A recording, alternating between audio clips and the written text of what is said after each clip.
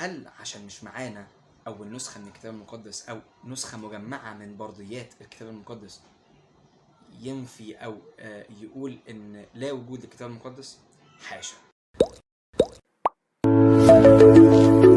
اهلا وسهلا بكم بعد الانترو مره تانية، وعدنا بعد غياب وجايين بحلقه جديده نتكلم عن الموضوع بتاع الكتاب المقدس وتاريخ الكتاب المقدس. الكتاب المقدس احنا فعلا ما عندناش، او يعني بعد ما عملت سيرش كتير قوي احنا ما عندناش نسخه اوليه او نسخه اولى مكونه من كل برديات الكتاب المقدس او من كل اسفار الكتاب المقدس. بس هل ده يعني بطلان الكتاب المقدس؟ زي ما قلنا حاشا. ليه؟ تعالى ناخد شويه اسباب منطقيه واسباب تاريخيه. سيبني بس اظبط الكادر شويه، انا حاسس ان في حاجه غلط بتحصل. اعتقد كده مظبوط، مش عارف. اوكي تصدق. بص يا سيدي، ارجع كده بالذاكره شويه، لا شويتين، لا 3 شويات كمان.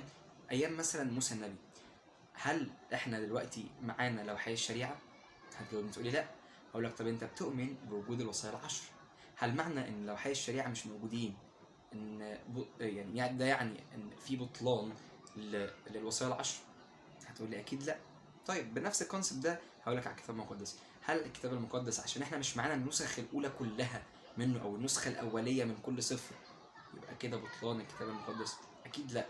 برضو في ناس عصرت الكتاب المقدس في الاول خالص، في ناس في القرون الاولى كانت معاصره الكتاب المقدس، ولو في اي تغيير حصل فيه او في اي او ما كانش موجود اصلا كانوا اتكلموا، يعني كانوا اتكلموا او كانوا قالوا. لان هجي لك في نقطه تاني كده، هقول لك في ناس من القرون الاولى برضو اقتبست اقتباسات من الكتاب المقدس، فبالتالي ده موجود. بس هتقولي برضو الاجابه دي مش مقنعه، هقول لك ماشي انا معاك ان الاجابه مش مقنعه، تعال ناخد اجابه تانية. بص يا سيدي، الكتاب المقدس تقريبا انتهى كتابته او انتهت كتابته يعني سنه 100 ميلاديا. سنة 125 احفظ التاريخ ده كويس، 125 ميلاديا لقوا نسخ من الكتاب المقدس. اوبا، يعني بعد 25 سنة بالظبط.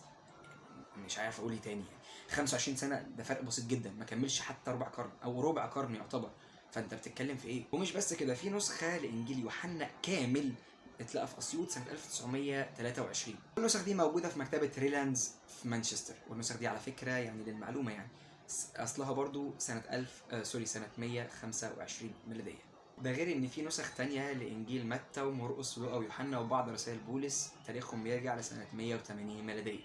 عندك شوية نسخ تانية زي النسخة الإخميمية والنسخ السينائية ونسخ سانت كاترين فاتيكانية، في نسخ كمان اسكندرانية وإفرانيمية، دي كلها نسخ قديمة من الكتاب المقدس. ده غير بقى النقطة اللي أنا كنت بتكلم فيها من الأول اللي هي الاقتباسات. يعني عندك مثلا القرون الأولى زي واحد اسمه إقليمندس اقتبس اقتباسات من الكتاب المقدس، وهو يعني يرجع تاريخ إقليمندس ده للقرون الأولى. فأنا يعني مش لاقي حاجة أقولها تاني بصراحة. المهم انا عايز اقول في الفيديو ده، عايز اقول لك ان مش معنى ان الاصل دلوقتي مش في ايدي يبقى كل المبني عليه مش موجود. احنا مش معانا اول حفريه لاول انسان، مش معانا حفريه ادم، انما احنا مقتنعين اقتناع تام بوجود قصه ادم وحواء، ابونا ادم وامنا حواء. مش معنى ان مش معانا الحفريه يبقى ادم مش موجود او كانت قصه خياليه. فارجوك بص تاني، بص تانية عميقه بس للموضوع. لا بس الموضوع حلو، يعني الموضوع مفيد وغريب شويه.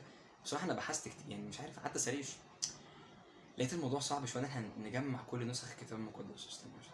بس ممكن مثلا لو خدنا يعني في طبعات دار الكتاب نفسها مكتوب ان هي فيها اول تاريخ ليها، ممكن استنادا لاول طبعه في التاريخ يعني نعرف نجيب. انت مش فاهم حاجه صح؟ الحوار كبر، مش مشكله. بجد مبسوط ان احنا رجعنا قوي. انا بقالنا فتره كبيره جدا بنعمل فيديوز يعني وحاجه كده، حاسس ان احنا مبتعدين قوي، مبتعدين جامد يعني. التابلت شكله حلو بصراحه انا ماسكه كده مش عارف اروح اصلا في الكاميرا. لطيف يعني لطيف. كونك ان انت كملت الفيديو لحد دلوقتي فانا بحب اقول لك ان هنعرف اكتر حاجات كتير الفتره الجايه، حاجات دينيه، حاجات ثقافيه، حاجات علميه، حاجات ليها علاقه بالحياه الروحيه، واخبار وحاجات كده لطيفه يعني ان شاء الله. فما تنساش تعمل لنا فولو يعني على الفيسبوك، وعندنا برضو بيج انستجرام، وعندنا اليوتيوب تشانل بتاعتنا. فيا ريت لو في اي موضوع حابب نتكلم فيه او اي موضوع، اي حاجه عايز تقولها لنا تكتبها لنا في الكومنتس بتاعت اي فيديو واحنا هنشوفها باذن ربنا وهنرد عليها. وكبس لنا بقى شويه لايكات حلوين كده، وما تنساش الفولو العنيف بتاعك، واشوفكم في حلقه جايه وهنعرف اكتر.